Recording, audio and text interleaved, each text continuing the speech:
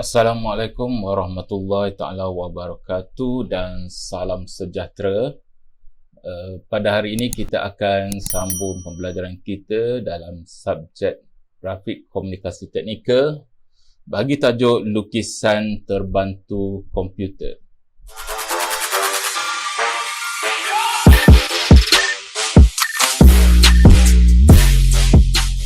Di akhir pembelajaran ini, pelajar akan dapat menerangkan kepentingan lukisan terbantu komputer dalam lukisan teknikal dan industri. Yang kedua, menghuraikan penggunaan lukisan terbantu komputer dalam bidang teknikal dan industri. Okey, apakah itu lukisan terbantu komputer atau kita ringkaskan dengan LTK? Okey, lukisan terbantu komputer adalah terjemahan daripada perkataan Computer Aided Design atau CAD. Okey, lukisan terbantu komputer ini adalah satu teknologi untuk menghasilkan lukisan teknikal dengan menggunakan komputer dan perisian.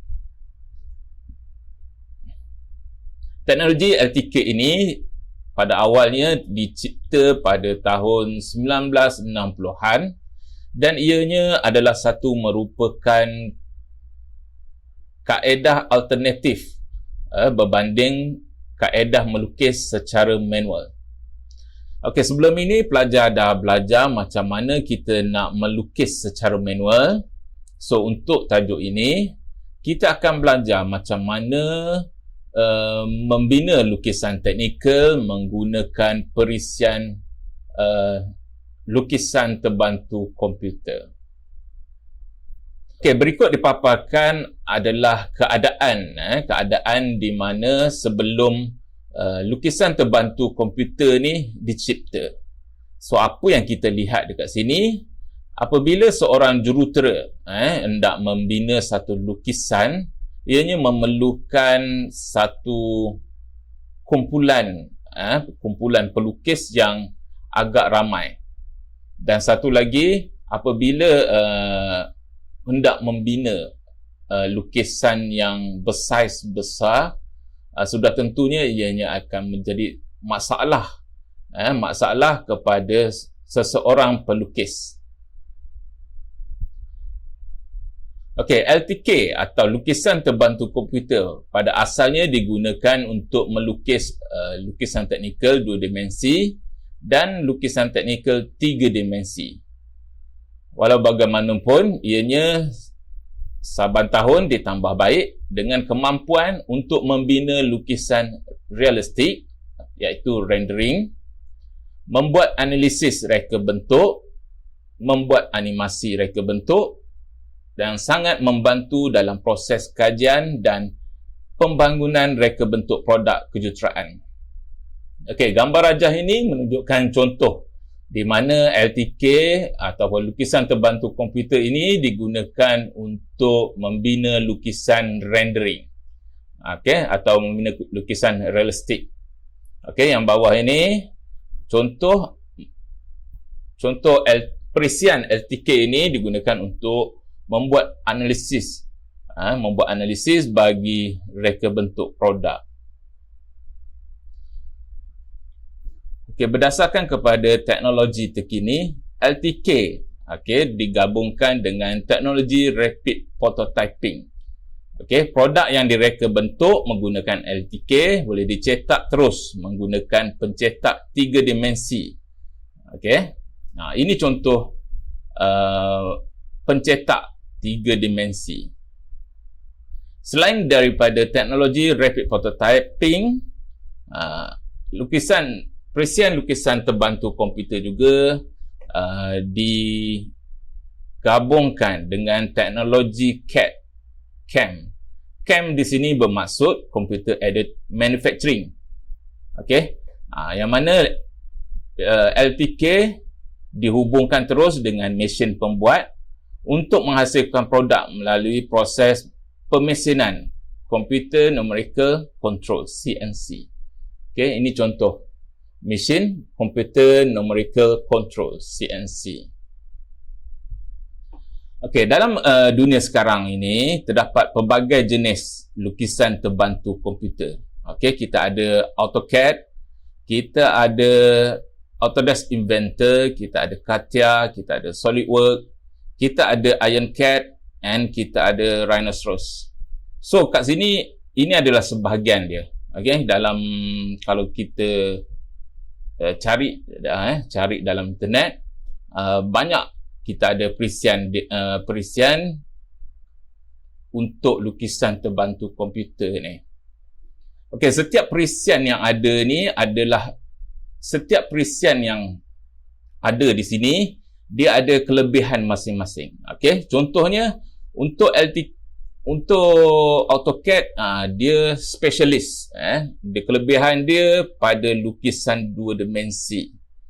Okey, kalau kita nak buat lukisan 3 dimensi, saya berdasarkan pengalaman saya cadangkan untuk menggunakan Autodesk Inventor ataupun CATIA.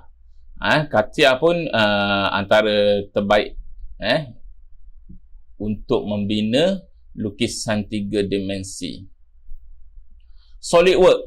Okey, SolidWorks dia antara yang terbaik kalau kita nak membina lukisan realistik. Okey. Dan Rhinoceros. Rhinoceros ni pun untuk lukisan realistik. So keperluan perisian-perisian ini adalah bergantung kepada tugasan yang perlu diselesaikan. Jadi sebagai pelajar, anda perlu bersedia dengan ilmu pengetahuan perisian-perisian ini bagi memenuhi keperluan kepakaran. Okey, apakah kepentingan LTK dalam lukisan teknikal dan industri? Okey, bila kita katakan tentang kepentingan, dah tentulah pelajar kena ingat dia punya kelebihan LTK ni dalam lukisan teknikal dan industri. Okey, antara kelebihan dia yang pertama dah tentu ianya memudah mempercepatkan dan meningkatkan kualiti lukisan teknikal. Yang kedua, membolehkan lukisan teknikal diubah sesuai pada bila-bila masa, dan yang ketiga, boleh disimpan dalam bentuk soft copy. Okey, untuk menjimatkan masa, ruang dan tenaga, serta boleh dicetak dalam kuantiti yang banyak tanpa menjejaskan kualiti lukisan teknikal. Okey, apakah kegunaan LTK dalam penghasilan lukisan teknikal dan produk? Okey, fungsi LTK yang pertama adalah sebagai alternatif kepada peralatan lukisan manual. Yang mana ianya boleh menghasilkan lukisan 2D dan 3D dan menghasilkan cetakan 2 dimensi. Yang kedua, fungsi LTK adalah sebagai fungsi tambahan.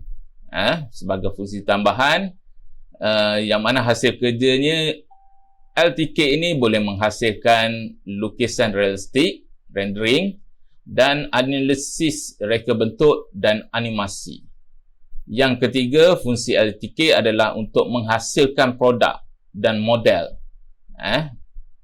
dengan menggunakan teknologi rapid prototyping dan menghasilkan produk dengan pemesanan menggunakan teknologi CAD/CAM. So, apakah perbezaan kaedah melukis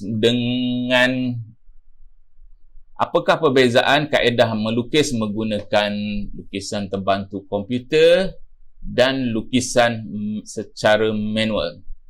Okey, di sini ditunjukkan jadual contoh perbezaan kaedah melukis menggunakan LTK dan menggunakan kaedah manual. Dari segi kos penyediaan, lukisan manual dah tentunya adalah murah dan lukisan menggunakan perisian LTK mahal. Dari segi kemahiran, memerlukan kemahiran konsep lukisan teknikal. LTK memerlukan kemahiran konsep teknikal juga dan ditambah kemahiran menggunakan komputer dan kemahiran menggunakan perisian LTK. Dari faktor pengendalian, untuk lukisan manual,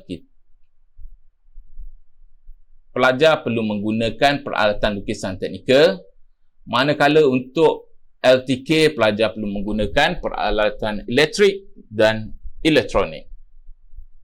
So, ini 3 perbezaan.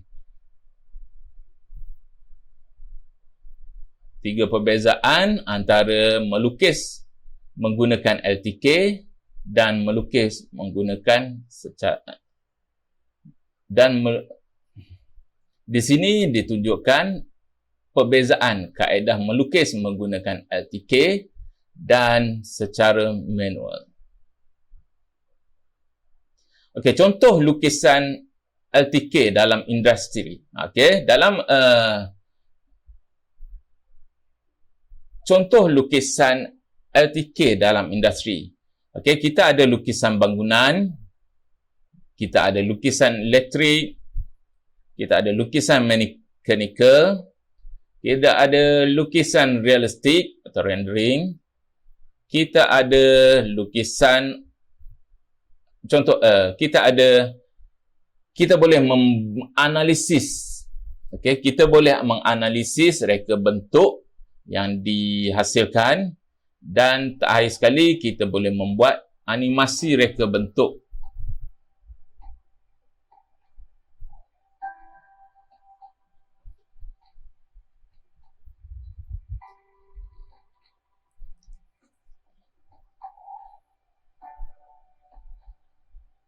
Okey, di sini tunjukkan contoh animasi yang dihasilkan menggunakan perisian LTK. Lukisan terbantu komputer.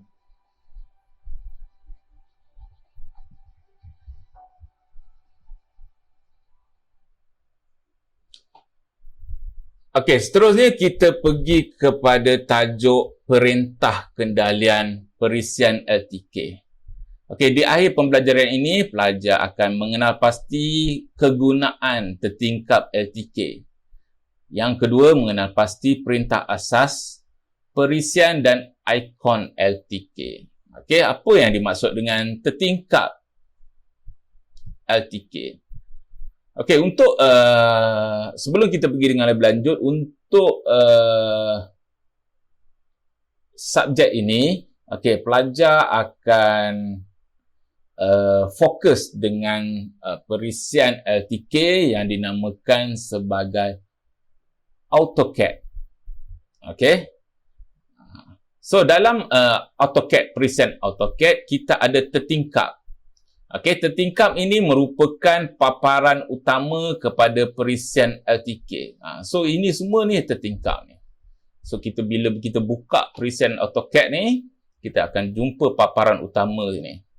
Okey, paparan dibuka dengan mengklik ikon pull down, tab menu dan toolbar untuk tujuan memudahkan pengguna. Okey, cara untuk mengendalikan AutoCAD. Macam mana kita nak menggunakan preset AutoCAD ni? Yang pertama, bila kita nak melukis, kita boleh bagaimana kita nak menggunakan preset AutoCAD ni? Kita ada 3 cara dekat sini. Yang pertama, kita boleh melukis dengan menggunakan melukis dengan menulis perintah pada bahagian command line. Okey, yang kedua kita boleh melukis dengan menggunakan ikon pada panel atau toolbar. Okey, dan yang ketiga kita boleh melukis dengan menggunakan bar menu atau pull down menu. Okey, untuk perisian yang AutoCAD 2021, okey, menu bar ataupun menu bar ada lagi, cuma pull down menu dia dah tak ada dah. Okey, dia fokus dengan panel atau toolbar dengan command line. Okey, ini contoh di mana kedudukan menu bar. Okey, macam saya kata tadi, menu bar dia ada lagi, pull down menu dia dah tak ada. So bila kita tekan menu bar ni, kalau yang dulu dia akan turun pull down menu. Pull down menu yang macam ni. Tapi sekarang ni pull down menu ni dah tak keluar dah. Dia dah upgrade AutoCAD 2021, pull down menu tak ada dah. Okey, di sini kedudukan toolbar. Toolbar dia ada 2 bahagian. Yang pertama bahagian atas, yang kedua bahagian bawah ini. So bahagian atas ni dia lebih kepada macam mana kita nak menguruskan fail kita. Okey, dia ada ikon new file, open file, save dan ikon pencetak. Dan untuk bahagian bawah ini, toolbar ini adalah function dia untuk kita memilih arahan-arahan yang hendak digunakan semasa membuat lukisan nanti. Dan yang akhir sekali, command line. Okey, command line ni kita bagi arahan kepada software ini untuk membina lukisan tu. Arahan dia. Contohnya kalau kita nak buat line, kita just type line dekat sini and then kita boleh menghasilkan line dekat sini. Okey. So ada 2 option bila kita nak melukis. Kita boleh guna command line sama cara typing kat sini ataupun kita guna toolbar atau panel dekat sini. Okey, apa dia pull down menu? Pull down menu juga dikenali sebagai pull down menu juga dikenali sebagai menu bar. Kat atas ni pull down menu, yang bawah dia menu bar. Dalam menu bar kita ada menu and sub menu. Tapi yang ini untuk AutoCAD 2021 dah tak ada dah. Okey, tapi arahan dia masih lagi ada. Okey, untuk kegunaan pull down menu, kita ada file untuk membuka file baru dan menguruskan file, edit untuk mengedit file, view untuk memilih sudut pandangan, format, menetapkan format lukisan kita. Sama ada kita nak buat secara A4 ataupun A3, ikut saiz yang kita hendaki. Tool. Okey, tool di sini fungsi dia adalah untuk menggunakan tool. Kita nak tukar dia punya unit dimensi ataupun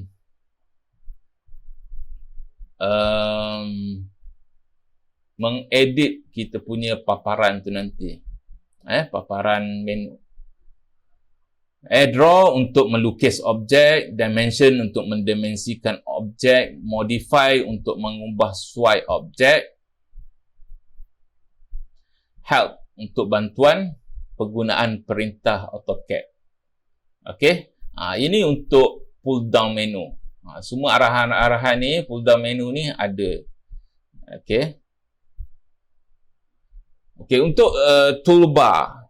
Toolbar di bahagian atas ni, kita ada bahagian option, kita ada new, kita ada open, file, save file, plot, undo or redo, and then customize. Okey, fungsi toolbar ini adalah untuk menempatkan ikon-ikon asas. Okey, ini yang ke atas. Okey, ini yang ke atas ni kita panggilkan dia sebagai standard toolbar. Okey, toolbar yang kedua kita ada tab and panel. Yang belah bawah ini. Okey, tab and panel adalah ikon utama ditunjukkan dalam ribbon dan pilihan ikon yang lain dan sub ikon hanya akan ditunjukkan apabila drop down menu diklik. Maksud dia bila kita klik pada tab dan panel ni, kita akan keluar, dia akan keluar sub ikon. Kalau kita klik circle, dia akan keluar sub ikon circle lah. Kalau kita klik line, dia akan sub ikon line semua dan lain-lain lagi. Okey, command line. Command line merupakan medium komunikasi antara pengguna dan perisian AutoCAD. Okey, medium komunikasi. Komunikasi dua hala diperlukan untuk melukis menggunakan perisian ini. Perintah menggunakan perkataan, contohnya untuk melukis garisan, arahan penuh line atau kata kunci L akan difahami. Okey, contoh dia dekat sini, apabila kita nak membina lukisan, kita boleh juga menggunakan command line untuk memberi arahan kepada software. Dan apabila kita memberi arahan line, contoh dia, kita type line dekat sini dan perisian ini akan memberi maklum balas, maklum balas kepada kita line macam mana yang kita nak, line yang 3 point, 2 point atau tangent radius, line yang macam mana. Jadi kat sini kita sebagai pengguna, kita kena pilih lah line 3P, line 2P atau line 33R. Okey, nanti kita belajar lagi dengan lebih mendalam untuk tajuk ini. Okey, perintah kendalian AutoCAD pada toolbar. Okey, ini contoh toolbar. Kita ada perintah new, open, save, print atau plot. Fungsi perintah AutoCAD new adalah untuk buka fail baru, open membuka fail, save menyimpan fail, plot untuk mencetak lukisan. Okay, and then kita ada pada toolbar, kita ada icon layer. Ini contoh icon layer ni. So, dalam icon layer ni, dia ada sub icon, kita ada new, kita ada rename, kita ada delete, on off, freeze, lock. Okay, fungsi new adalah untuk membina layer baru, menamakan semula layer untuk rename, memadam, delete untuk memadam layer, on off untuk mengaktif atau aktif layer, freeze untuk membeku, unlock untuk mengunci atau membuka layer. Okey, untuk tambahan pelajar, bila kita nak membina lukisan teknikal bila kita nak menggunakan perisian LTK ni. Okey, untuk pengetahuan pelajar, sebelum ni kita membina secara manual.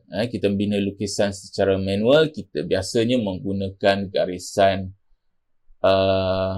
binaan dan garisan objek. Okey, yang mana binaan tu dia punya garisan lebih halus daripada garisan objek. Tapi dalam perisian LTK ni, kita membina lukisan, garisan-garisan itu berdasarkan layer. Contoh dia, untuk layer pertama, kita akan gunakan garisan binaan dulu.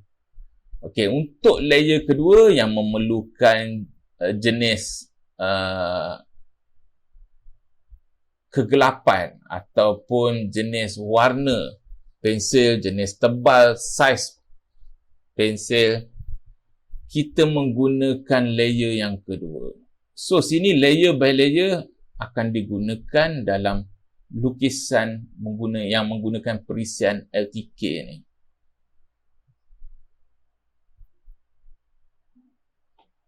Okey, kemudian kita ada fungsi ikon textile. Textile ni fungsi dia untuk membolehkan pengguna membuat tetapan teks, tetapan dari aspek ketinggian, jenis font, gaya font atau kesan khas. Untuk dimension style, pengguna boleh memilih tetapan dimensi dan ukuran. Contohnya kalau kita tekan dimension style, and then kat sini kita boleh modify dimension macam mana yang kita nak gunakan. Kita boleh adjust menggunakan unit SI ataupun unit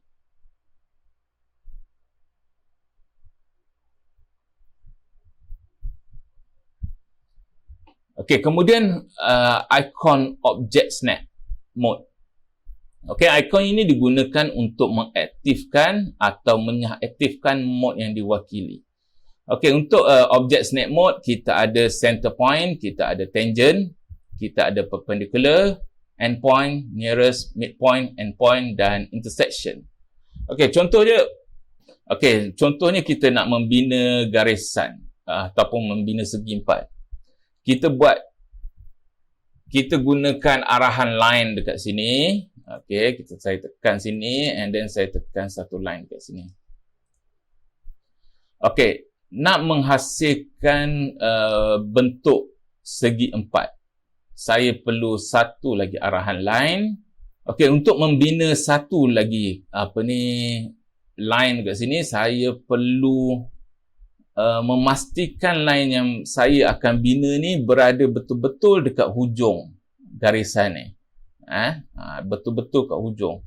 Kalau saya tak gunakan arahan object snap ni, dia akan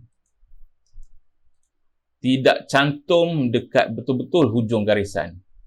Jadi kat sini saya akan mengaktifkan arahan object snap. Kemudian saya bagi arahan line, saya bawa dekat dekat garisan. So kat sini dia akan keluar simbol warna hijau ni. Simbol warna yang petak ini menandakan kita nak bagi arahan kepada software ini untuk pergi ke endpoint garisan asal. Saya klik dekat sini.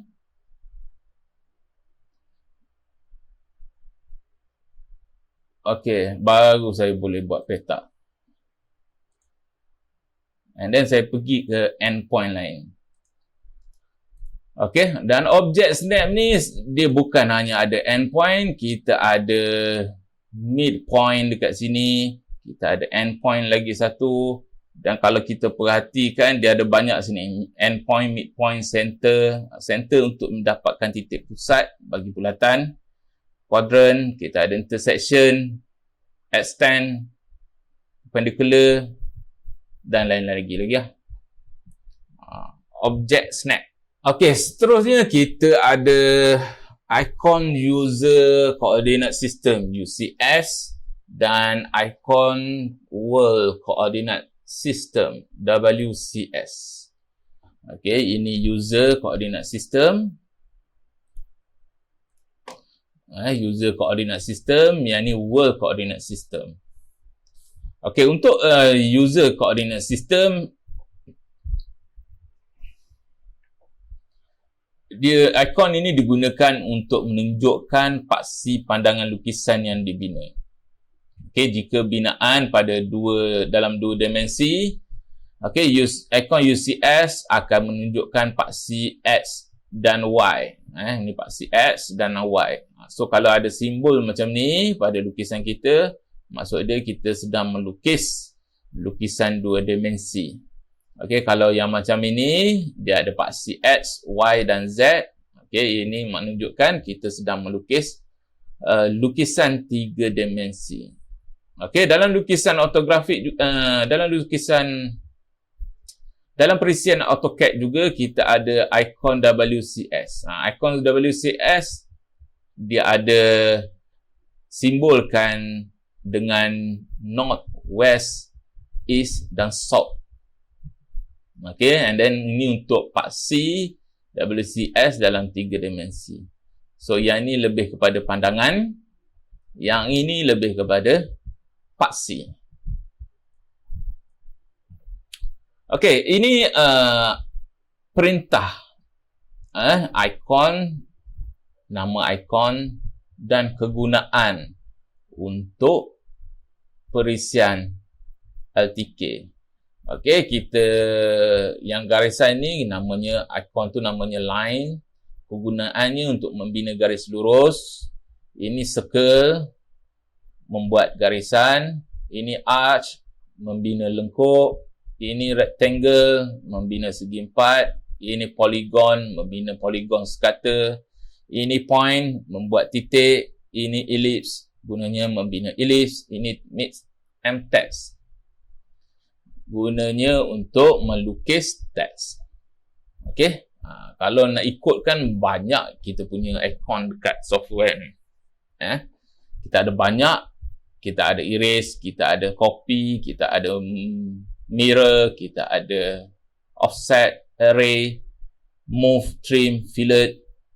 Okey, yang ni semua ni pelajar kena ingat lah. Pelajar kena ingat, pelajar kena hafal apa dia kegunaan ikon-ikon ni. Okay, and then lagi untuk pendimensian kita ada ikon linear, line, radius, diameter, angular, oblique. Linear ni untuk membuat garis dimensi. Dimensi garis secara mendatar atau menegak. Line untuk mendimensi garis condong, radius mendimensi bulatan, jejari bulatan atau lengkuk. Diameter mendimensi diameter bulatan. Angular mendimensi sudut. Oblique mengubah orientasi dimensi pada lukisan oblik ataupun isometri. Okey, kaedah melukis objek menggunakan perisian LTK. Okey, yang pertama sebenarnya kita ada 3 kaedah. Kaedah melukis. Yang pertama menggunakan cara atau kaedah koordinat mutlak. Yang kedua koordinat bandingan. Yang ketiga koordinat kutub bandingan. Okey, antara banyak-banyak ini biasanya kita akan menggunakan kaedah kutub bandingan. Okey, apa yang dimaksudkan dengan koordinat mutlak? Okey, untuk membina objek atau garisan menggunakan kaedah mutlak. Okey, pelajar perlu ataupun pengguna perlu menetapkan titik koordinat titik 1 dan koordinat titik 2. So kita lukis dua dimensi kat sini, kita ada paksi X, paksi Y. Okey, kedudukan titik pertama, koordinat titik pertama dan koordinat titik kedua. Okey, untuk melukis garisan AB ni, pengguna perlu tahu koordinat titik pertama dan koordinat titik kedua. Okey, sebagai contoh bagi arahan line ataupun saya type dekat command line di sini L-I-N-E. So saya enter. So line kat sini dia suruh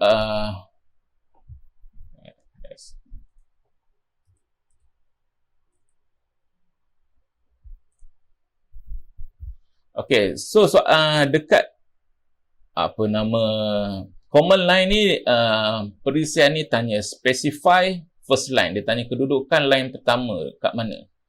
Okey, untuk menggunakan kaedah koordinat mutlak, saya masukkan koordinat dia. Contohnya saya masukkan koordinat 3,2. Okey. So saya enter, dia akan merujuk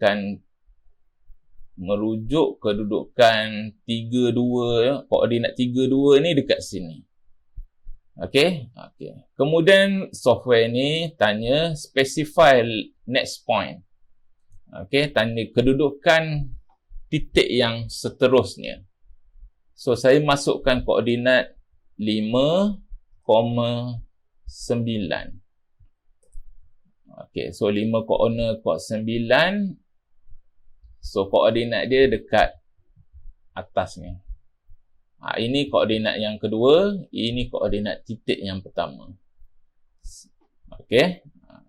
Itu contoh macam mana kita menggunakan kaedah koordinat.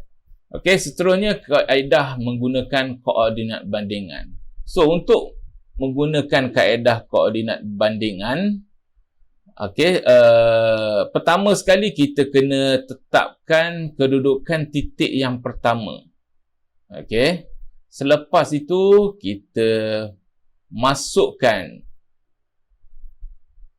simbol @ ni bermaksud sambungan, and then jarak paksi X, dan kemudian jarak paksi Y. Yang ini, nak dapat titik kedua, kita letak koordinat. Yang ini, untuk dapat titik kedua, kita letakkan jarak paksi X dan jarak paksi Y. Okey, contoh dia. Okey, contoh yang kedua menggunakan kaedah koordinat bandingan. Saya dapatkan satu titik. Titik pertama saya masukkan koordinat dia 5, 3. So saya dapat titik yang pertama. Okey, untuk dapat titik yang kedua, kita menggunakan kaedah koordinat bandingan. Saya perlu masukkan nilai paksi X, nilai jarak paksi X dan nilai jarak paksi Y. So nilai jarak paksi X saya letak, okey, sebelum tu saya letak simbol @ untuk sambungan. Kemudian jarak paksi X kita letak 5. Jarak paksi Y kita letak 6.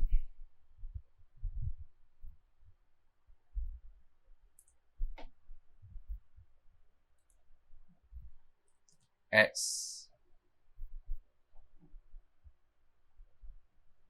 5, 6. So kita dapatlah titik yang kedua. Okey, yang mana jarak bawah dia sama dengan 5. Kalau tak percaya, kita cuba ukur.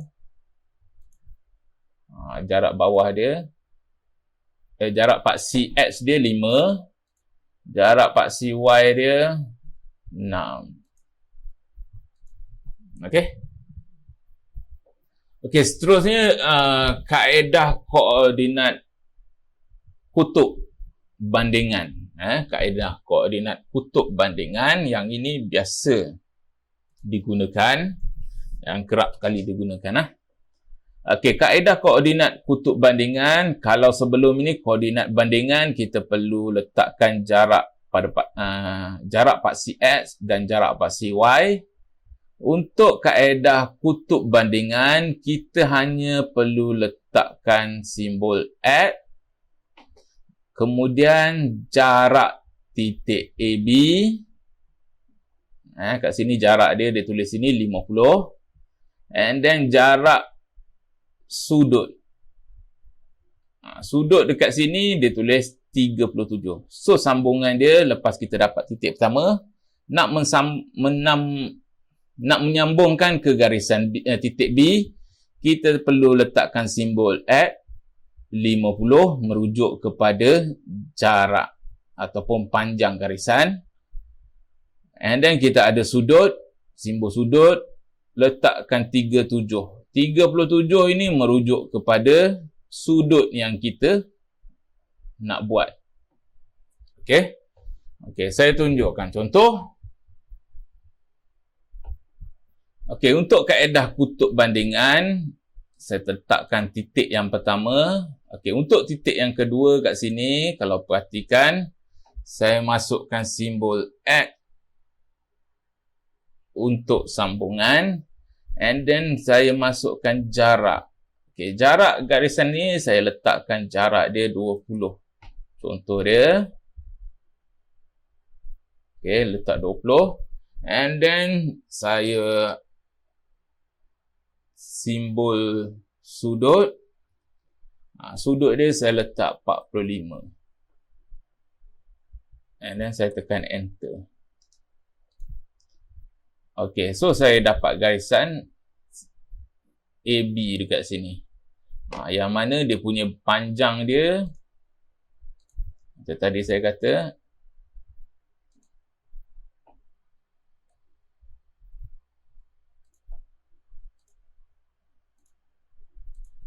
panjang dia 20, and then sudut dia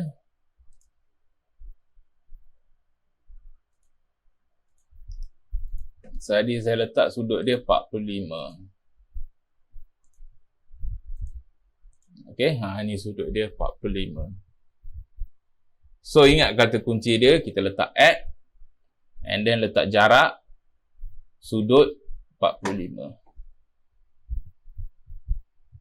Okey, untuk sudut, untuk sudut menggunakan koordinat kutub bandingan, kita perlukan sudut garisan tu. Okey, sudut dikira mengikut arah lawan jam. Okey, kalau kita perhatikan dekat sini, okey, titik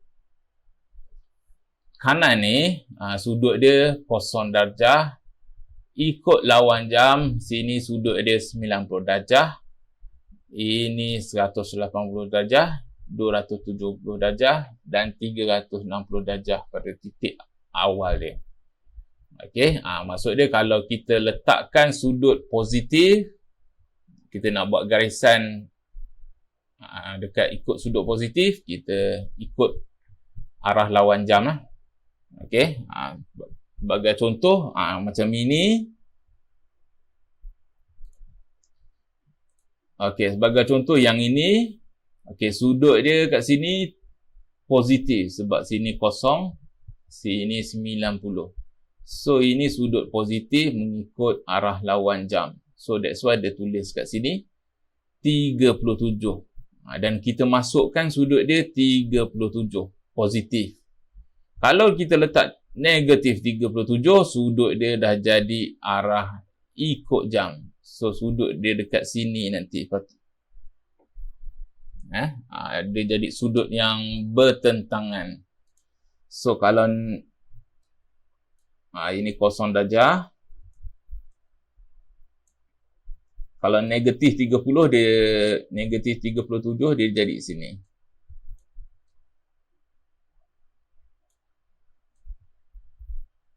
Jadi garisan kita terbaliklah.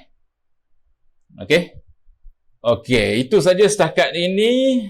Lepas ni kita belajar macam mana kita nak menggunakan perisian lukisan terbantu komputer. Sekian, terima kasih.